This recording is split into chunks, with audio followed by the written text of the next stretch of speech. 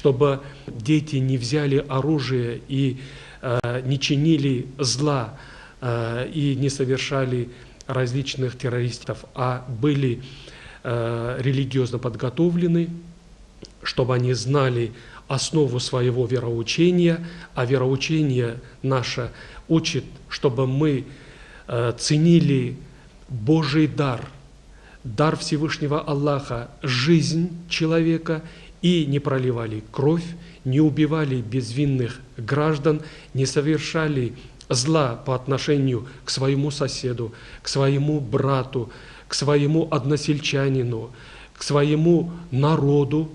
Народ видит, как президент улучшает и экономическое положение республики, и поднимает политический авторитет республики не только в России, но и в мировом масштабе.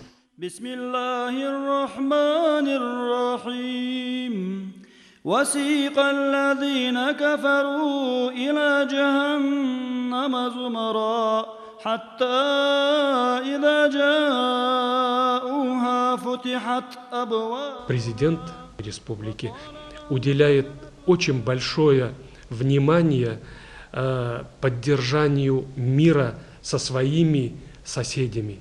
А это договорные отношения, соглашения, переговоры и по территории, и по мирному существованию с Чеченской республикой, с Северной Осетией. Решены вопросы беженцев из Чеченской республики. А ведь этих семей тоже надо было обеспечивать всем.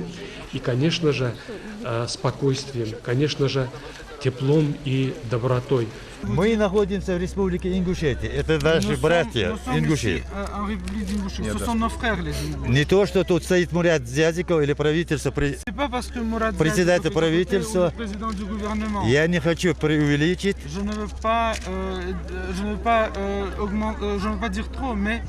А конкретно хочу сказать вам, что тут есть. Мы, беженцы из Чечни, очень благодарны Мурату Зязикову, правительству Республики Ингушетия, за то, что эти люди очень помогают нам. В конце концов, мы в Ингушетии в палатке не закрываем дверь, как в Чечне. Можно было бы отрезать, и никаких переговоров, никаких вопросов по решению этих проблем пригородного района. А человек должен находить силы, чтобы продолжить переговоры во имя своего народа, во имя спокойствия и мира на Северном Кавказе. Для этого необходим диалог, необходимы переговоры, а это делать умеет президент Зязиков. И вот сегодня мы видим, как сегодня духовно возрождается, экономически возрождается, политически возрождается ваша молодая республика.